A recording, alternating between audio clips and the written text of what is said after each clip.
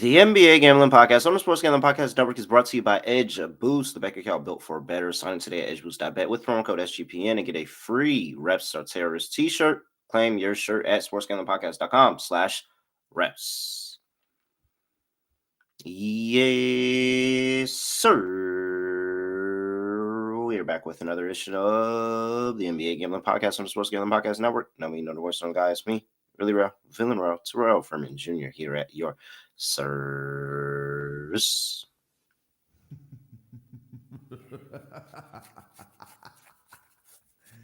I didn't like cashing that last lock of Pacers plus 5.5, but I did, unfortunately. 2-1 series. However, haven't heard good things about the lower seed being up 2-1 in the finals. Actually heard that's a negative trend. We're going to have to see how that goes. Hopefully it does. The Holly Hate Watch is still going forward, people. I got the nerd Lonte Smith with me. Lonte, what's going on? Not much, bro. Good. Ready to go. All right, what you take game? What was that, game 3? Pacers look. I'll say this. I watched the game. I was like, wow, the Pacers look really, really good. And every time I kept looking up, it was like a 4-point lead. And I'm like, man, they're like look really, really good, and they only have a 4-point lead. That's all they needed. They really didn't have a big lead until like the end of the game, but like they were just trucking along. What do we like here, Lance? What was your thoughts on game 3? Yes, a lot to unpack in game 3. I would say that both teams had like 2 quarters where they played exceptionally well. It just so happened that the Pacers played well in the most meaningful quarter, which was the fourth. The Thunder started out with a ton of. Is that a dog? Yeah, my dog. He itchy. Get my man some itching powder or something, he mad itchy. Yeah, but my my thoughts are just like they played good for those 2 quarters. OKC lack of aggression, kind of the, I guess I want to say that it was their non-ball movement. The turnovers obviously played a part. 17 turnovers, 21 points off turnovers. They weren't as efficient as they normally are. I thought the Pacers deserve a ton of credit for what they did defensively. A ton of good defensive possessions, especially by Hallie, who was playing like the passing lanes and things like that. So I thought the defense set the tone for for Indiana against OKC. And I think they deserve a lot of credit for that. I think they deserve a lot of credit for this series, so to speak, because I saw them do something to OKC that I haven't seen anyone do this year, and they had a little bit of doubt in them. I think at the end of that game, you saw the lack of focus on the Shea contest where Obi got the putback. Yeah, man, it was a ton of concern late in that game, but I think OKC will run. But the Pacers deserve a ton of credit for what they've done thus far in this series, and I mean 2 more games until they're world champions. Yeah, it's getting really, really close and down to the wire. This is a pivotal game 4 where it's gonna really, really, really shake things up here. Let's talk about it in just a second, but I got to remind everybody you can get all the free picks and podcasts that you want for the Stanley Cup, for the NBA Finals, for the College Baseball World Series. We got all of it over there in the SGPN app. If you didn't know, it's not just basketball. We got hockey, we got college baseball, we got all of that. Head over to the SGPN app, get those free picks, get those podcasts, go cash some bets. Like, I may not be good at that stuff, but we got some people that are really, really good at that stuff. So you can make money not just with us, but with everybody on the network. So go check them out over there in the SGPN app. And Lonte, let's talk about it. We're talking about game 4 of the NBA Finals. The Indiana Pacers are up 2-1 against the number 1 overall seed Oklahoma City Thunder. Thunder are still laying 6 on the road, though. 226.5 is the total. That total has come up a point. The spread has come up a point. Let's see here tonight. We should actually have a ref report, which is fun. Let's see here. NBA. Let's see if they announced who is going to be tonight. Is it a Scott Foster type of night? Have we seen Scott Foster in these finals yet? Oh, it is a Scott Foster night, Lonte. I knew it. I spoke him up. I knew it. Game 4. Scott Foster Is the crew chief, Josh Tibbin backing him up, Sean Wright, and then Courtney Kirkland as the umpire. It just felt like Lonte. It felt like this was going to be a Scott Foster game. So that has to go to the now. We have to this might be either good or bad for OKC, however you want to look at it, because the extender has not been extending recently. He hasn't. There hasn't been any extending by the extender recently. So this might be a pacer spot. What do you like here in game 4? Yeah, so I like OKC in the game. I think spread wise is about where it probably should be. Should be just if you bake in the series price and things of that nature. So I mean, I think OKC will do a good job of being more physical. I think from the jump, the first like 35 to 40 seconds, it was 3 foul calls. So I think that kind of took away from the aggression early on because they were seeing like, okay, they're going to call this one a little bit tighter than usual, and I thought the defense just wasn't as good as we're accustomed to seeing from OKC. And then you factor that in with Benedict Mather and T.J. McConnell, turning Mm-hmm. into like Jordan and Pippen. Uh, I mean, I don't think we see that again. And I honestly think that I don't think Benedict Mathurin would have played a ton if Neesmith and Nembhard wouldn't have been in foul trouble because for whatever reason, Rick Carlisle is not a fan of Benedict Mathurin. And we saw him have big games and then come back the next Mm-hmm. game and play like 10, 11 minutes. I was thinking of under on Matherin today. I really was.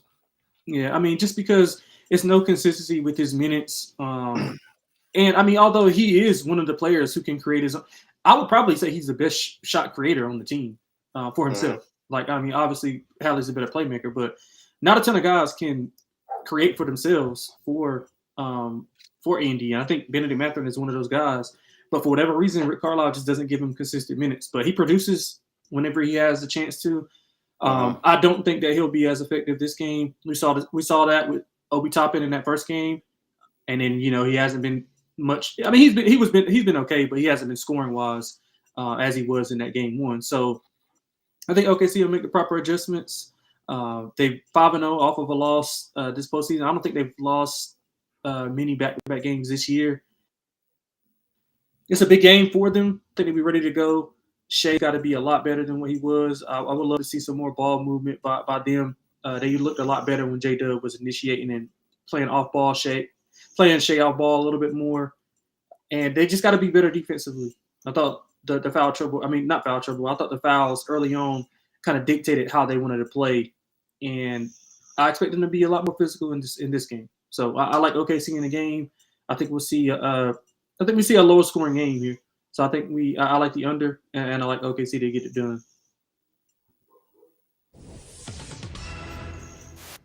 Uh, Lonte, did you know that Obi Toppin's middle name is Richard? I did not. So, I mean, there's a longer version of his actual name. Obi is a nickname. Like his there's a longer version of his actual name, but I think it's Obadiah. Obadiah Richard Toppin. But if you were to use his nicknames, it would be Obi Dick Toppin.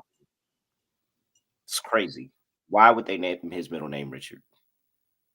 I I was dumbfounded when I found that out this week that his middle name is Richard because Richard is like Dick is short for Richard. That's crazy. I never understood how they ever made that connection. I would like for somebody, I'm sure somebody knows why and can explain it to me. I have no idea why they made the connection between Dick and Richard, but that connection is there, and Obi's name is Obi Dick Toppin. It's crazy. It's crazy. Crazy work. Crazy work, his parents. All right. Back to the actual game at hand. I think I agree. I think this is a fast-paced game where it's up and down, up and down, up and down, and this is the over game because OKC understands that they were on tired legs in the second half of that game, and you could see it. SGA was bent over, J Dub, Alex Caruso bent over, catching air, like they just started moving sluggish, and the offense completely died in the fourth quarter. I think now, game 2, after playing that style game once, you play it again, and this is where they start to be more efficient. This is where shots start to fall. I think SGA be a little bit more aggressive here. Um, so I'm I think I'm on I'm on. So I like the Pacers team total over. Let's just go ahead and get that out the way. I like the Pacers team total over 109.5. I think it may be at 110.5 now that the line has moved up. But give me the Pacers team total over because at the very least, I think they are going to score. Whether they prove me wrong and they do the impossible and go up 3 games to 1 on the Oklahoma City Thunder, or whether OKC is able to win this game in a close game and this is a high scoring affair and it's points, points, points on each side. I think the Pacers are going to do their side of the total here at home. So I like the Pacers team total over. I can't say that I like OKC to cover the game because they still haven't covered on the road. It's really annoying. We're sitting here at 8-0 in the playoffs, betting against OKC on the road. So I guess I'll still take Pacers +6, but I do think OKC wins the game. And I think an OKC 1 to 10 win margin is actually a really interesting play here. I think that's where I can see OKC maybe not running away with this on the road here. And maybe this is a game where they finally decide how to win a close game against the Pacers. But I do think OKC wins, but I'm playing it safe. I like the team total over for the Pacers, and I'm still taking the Pacers +6. I'm going to say that OKC wins, but it's not gonna cover. They're just gonna get a win and maybe a just 4, or maybe free throws, put 5 or something like that. Yeah, I think we see a lot. I just think we see a lot more defensive physicality and a lot more defensive stops for the Thunder. So that's why I'm going with the under. So you're legit on the under. Yeah, yeah, yeah. I like the under. Yeah. All right. And then what was your take on the side here? Yeah, yeah, I'm going with OKC. I just think it's a good spot for them. I know they haven't covered the road numbers, but I think this is a spot where they played really well for 2 quarters. I mean, they've been a better team for we had 12 quarters. I'd say like 2 and 3/4. They've been the better team for like 10 and some change. Like they haven't been, Pacers haven't shown me a ton outside of game three. Game three, I was really impressed with what they did on both sides of the ball, but I just don't think they'll be able to match what OKC is going to do in this game specifically. I think Dagnall's going to go back to the two big lineup. I would hope that he starts them and then brings Kaysen and Caruso off the bench because they had like Wiggins was struggling. He was struggling mightily with defending TJ McConnell. Like TJ was getting wherever he wanted to go, and they had to Uh-huh. switch it. And like they got to cut the head off the snake. And whether that's with Hallie, Hallie was aggressive going in, and to all those people who were saying like, "Oh yeah, he's fine. He doesn't need to be aggressive. That's not who we are." That was completely wrong. But I thought he got going defensively, and you got to just kind of. I think Daniels has to adjust some of those like minutes because Shea. So basically, Shea plays the first quarter. He rests the second quarter. He plays the third quarter, and rests at the beginning of the fourth quarter. I think you got to tweak that a little bit because for the first time, they lost the Hallie minutes. Usually, when Hallie goes to the bench, they have been getting destroyed. Indiana, and that's what Uh-huh. SGA. So I think you got to kind of Uh-huh. put them in a hole and force them to climb uphill and put some pressure on them. And you might got to tinker with some of those like lineups as far as like substitution patterns. I think Dagnall will do a good job with that coming up. So yeah, I like OKC a lot in this game actually. All right. All right. So he's on OKC laying 6 under. I got Pacers +6 in the over. Wow, Lonte, two different sides of the card here, two different ways to look at the game. A lot of people are making a lot of decisions on this. Let's see here. Before we get to the player prop portion and continuing our game 4 breakdown, I got to talk to you about Edge Boost. First ever bank account built for bettors, ensuring all gambling transactions are approved. No usage fees, no minimums, earn cashback rewards, 100% approval for all betting deposits. Sign up today at edgeboost.bet with promo code SGPN. And it's the last week to sign up and get a free Reps Are Terrorist t-shirt. Go to sportsgamblingpodcast.com/reps to claim your free shirt. We're also brought to you by Circa Resort and Casinos Las Vegas Ultimate Fantasy Football Experience giveaway, where a 12-team league can win a free limo ride from the airport, $5,000 tapped at Stadium Swim in Las Vegas, and a hotel stay in Circa Resort for you and your 11 league mates. Plus, you can always get 15% off at Circa Properties with promo code SGPN15. Enter the contest, though. Enter that for free right now. sportsgamblingpodcast.com/circa. That's sportsgamblingpodcast.com/CIRCA. All right, let's get into Lonte player props. What do you like? You're on mute. No, no, I think you hit Oh, on there one you that are. I like was Matherin. I like his under just simply because, for one, I think pattern wise it fits because you never know what Carlisle's going to do with him in his minutes, and I do think they'll be more aggressive with Matherin. Maybe throwing a better defender on him at times. I don't think he was guarded by the main defenders on the court. Usually we see Kaysen and Caruso on the court at the same time, but since Kaysen's been starting, they haven't been on the court at the same time, which means you have Wiggins, Caruso, some mix of Isaiah Joe, Kenrich Williams, and I think he took advantage of that. So I don't think we'll see that again. So that's one of my favorite ones is him under. I like J-Dub PRA over. I thought he got going. He's been really good on the road. This year, pretty much better on the road than he has been at home. But I think him creating and finding something in that, he's been getting to the free throw line a ton. He was horrible in the first quarter, but since the end, I think he was probably the best player that OKC had going in that game. So I like J-Dub PRA over. And then You thought J-Dub was the best thing on the court? For OKC, yep. Oh, okay.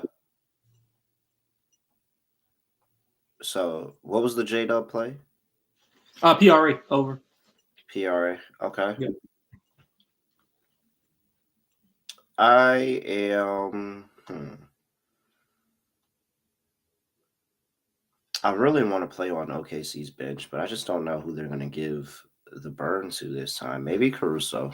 Maybe it's just another Caruso PRA, big Caruso game. He steps up, plays big for them on the road here. I could sell myself on an angle there. Chet had a really good game that last time. I'm kind of stuck here on SGA though. Like everything, I just continues to gravitate to SGA. I think we talked about Lonte one time, where SGA has some pretty good bounce back games, man. When he just knows he wasn't on it or he wasn't aggressive enough that previous game, he kind of bounces back and has a really, really good game. I remember that was game 3. Yeah, when they got destroyed. Game 3 against Minnesota and they got destroyed. He came back with 40 the next game. So it's a high number. If you would like to be more conservative and take a 30 and a win, get the number down. If you don't want to play the excess amount of points, I think you just go ahead and play SGA over on his points, though. I can't see him not being aggressive. And with Scott Foster on the call, maybe he does his job today, Lonte, and SGA goes to the line about 15 times. Yeah, I mean, I think he should because he has been settling a little bit. He was pressing a little bit early on. I thought he was anticipating the fouls more. Like generally, I mean, he does the foul stuff, but he actually is getting fouled. But I think some of the times Neesmith and Nimhard were actually playing him really good, and he just wanted the foul call, and so. I thought he had to play through it, similar to what he has been doing. He showed a little bit of that in the third quarter. By the way, continues. Neesmith last game easily by far. I mean, is him and Miles Turner were neck and neck for the worst players for the Pacers that last game. Neesmith, I felt like every single bucket I was watching the game. I felt like every single bucket we watched, Neesmith was the one they were targeting. Like they were just picking on Neesmith that last game, and that's where I think it's going to be interesting. If SGA decides to do that again, or if J-Dub, and that's why I'm actually kind of interested in the J-Dub play, because Neesmith was getting picked on. Like there's multiple times in that game where you just see them score on Neesmith and he just puts his head up and he's like, oh, like, dog, like what's going on? I can't catch a break. Like, so I actually do like your and that's why I like the over. I think the over is a really good play here. What else? I'm kind of scared to run back my TJ McConnell play today. Not going to lie. You have a guy cook you for over his PA in the first 3 games, and I just assume an adjustment comes at some points and not let this guy get off. What if? Yeah, I think this is the game that the Pacers bench might not have the productivity that they're definitely not going to have the productivity of that last game, but I think they're going to really miss their bench this game. And it's going to be a lot on the starters. So I think I think I'd probably run back some of the starter plays and the points on the starters for the Pacers. It just something in my gut tells me their bench is going to show up today. I agree with that. Completely agree with it. All right.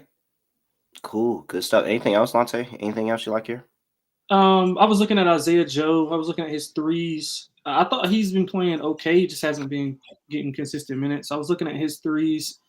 I was looking at some Chet stuff, but Chet was really good early on, and people were saying that he was bad in the second half. Defensively, he was They didn't a give him the little. ball. Yeah, look, they didn't give him the ball. Like he didn't touch the ball for Yeah. Yeah, they entire didn't give him the ball. corner. So, and I thought that's the reason why they struggled. I mean, they got a ISO heavy.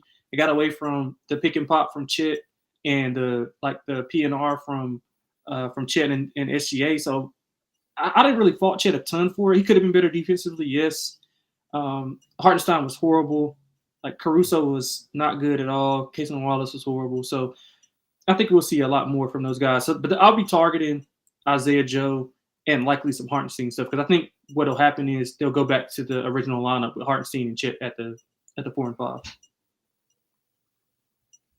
Yeah, yeah. They got good minutes out of that. They just couldn't. That's where I thought the chess match started because when they went double big, it was a immediate reaction, and they got Thomas Bryant out of there for Rick Carlisle. If there's any Thomas Bryant stuff, I think you should play his unders. I don't think Thomas Bryant's going to be on the court much longer, any further. He's a clear liability. And every single time he fouls, he looks at the ref like stupid. And it's like, no, no, they 100%. All right. Where are we at? Kenton says he was on the Pacers in game 3. This is a zigzag theories, and he liked zigzag theory series, excuse me, and he likes OKC. Can't stop Hallibucket. Yeah, the Halliband is diabolical right now. We just lost Lonte. Don't know where he went. This must be a good time for me to talk about Underdog Fantasy, where Underdog is going long for the NBA Finals with their extender bonus. Scott Foster, he's about to lose his nickname. If he doesn't extend this game, he's going to lose his nickname. So, but this doesn't lose his nickname because the bonus is still here for game 4. So make sure you go tap in over there at Underdog. Hey, we can give you a pick'em entry as well at the end of the show. Of course, sign up today at NBA SGPN. Claim your special pick and first time deposit offer up to $1,000 in bonus credits. UnderdogFantasy.com, promo code NBA SGPN. We're also brought to you by Rhythm. AI detected patterns. There are called power trends. The AI detected patterns where Rhythm's models consistently won and have a high ROI. So these are the things that you want to bet. You want to try to cash on. Rhythm points it out for you. It's really, really easy. They're updated daily and exclusive to Rhythm only. No touts, no noise, just clean data back bets. You can get it, see it. It's very, very easy. And you can get a 7-day free trial by going to sportsgamblingpodcast.com/rhythm. That's sportsgamblingpodcast.com/RITMM. I'm sorry, RITHMM. Did I say that? I don't think I said the H the first time. RITHMM. We lost Lonte again. So I'm going to talk to you about mybookie.ag, your place to bet every single sport, including the NBA Finals, the Stanley Cup. Plus, MyBookie accepts a ton of customers from a ton of different locations. You can easily deposit and get lightning fast payouts using cryptocurrency. So head over there, get down on that Pacers team total over there at mybookie.ag. Promo code SGPN. 100% deposit match up to $1,000. Terms and conditions apply. That's mybookie.ag. Promo code SGPN. Oh wow, I finished that read and Latte is still. Oh, his Mac died. He just told me his computer died. Well, I'll tell him to send me a text of his lock and dog. Hold on, text me the lock and dog. There we go. So I guess I'll kick things off here. Lock. I already gave out the Pacers total. Can't do that again. I don't feel as confident in the Pacers this game. I'm not gonna lie. Don't feel as confident. Well, to just go ahead and give out Lonte's plays because he said it way quicker than I thought of my own. OKC land 6, and he went with Lou Dort, 3 plus threes, plus 180.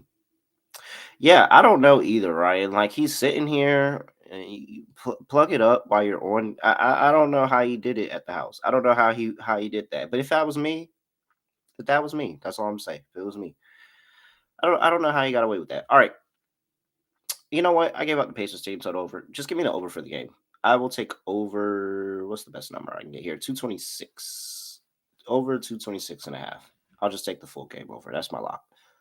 For my dog, let's go with, I think Lonte just came back. No, he didn't. Dog. Yeah, I think this is a SGA game. Ah, he is back. Lonte's on his phone. Oh man. Can you hear me? Lonte, are you? Yeah, I hear you. Oh yeah, cool. Okay. Yeah, my computer died. It's all good. It's all good. Oh man. All right. For my dog, I'm just going with the big SGA game. I really do. I'll take SGA 35 plus and OKC to get a win at plus 150. Sure. All right. Underdog. Do you clearly we're at Ben Mather and lower to the underdog lineup. Yeah, yeah. All right. We are in agreement there. And then what else do we want to add here? I mean, I like J Dub. I don't know if you do. I like Are him we pretty much. going all encompassing lower PRA for Mathering? Yeah, I would go. I would go with that. Yeah, All right. At least I like J Dub higher. I don't whether you want to go the full PRA if you want to go just points RA. I think J Dub has a good game. all right. Let's roll with J Dub. With a PRA. PRA. And then I will add, what do I want to add up here? Should I run Pascal back? I mean, he's been Yeah, consistent. points rebounds. Point. I haven't played the rebounds yet. Yeah, I play points. I've been playing points rebounds every game. Mm, I was actually going to pick 27 him, and a half. to be honest. All right. So we got Ben Matherin lower, 15 and a half points, rebounds, and assists. J Dub. Oof. I'm not gonna lie, J Dub one scares me. Higher, 32 and a half PRA, but I'm fine with it. And Pascal Siakam higher, 27 and a half PR. All right. We will not be doing a W pod for the Friday games, but we'll be back later tonight. Whether that's in time for the games or not, I don't know, but we'll be able to tell you a little bit later. We just got to get the schedules down. But we will be back later tonight for Saturday's games, and we will cover the 3 games on Saturday. Hopefully, we have the lines on Sunday too. We can give you the Sunday games. A lot of games in W to go through. We got a lot of content, but we're just not going to. Only thing here's your quick WNBA. It is the Tanisha Wright and the Dream revenge game. The old Dream coach is on the assistant staff of the Sky. So if you want to put a narrative together there, I think the Atlanta. I think I've said to my people, I think the Atlanta Dream play down the competition. So I don't know how I feel about laying 12 with them. I took the team total over. I played Brittany Griner as well. Probably a big Angel Reese rebound game, to be honest. And what else? What's the other game? Oh, and I took the first half, and the first half total and the wings and the aces to go over. No Asia Wilson. She's accounts for 5 points to the spread. That's insane. I think it's going to be a lot of points. I don't think that we're not going to see a dead game. I think we're going to see a lot of points here. Hopefully, it's the Jewel Lloyd get off game with no Asia. They just let her do whatever. But I don't know what Becky Hammond is doing, to be honest. The games aren't honestly as good tonight as they are tomorrow, so we didn't get to the show tonight. But those are some quick thoughts. With that, Lonte, anything else from people before we get up out of here? That's it, man. Hope everybody have a good weekend. All right. He's at XX Lonte XX. I'm at really real underscore underscore. Make sure you give us a follow and at SGPN NBA on X as well. And with that, that is it. Nothing else to say, nothing else to do. No other way of ending the podcast. Just gonna end like this. We are out of here.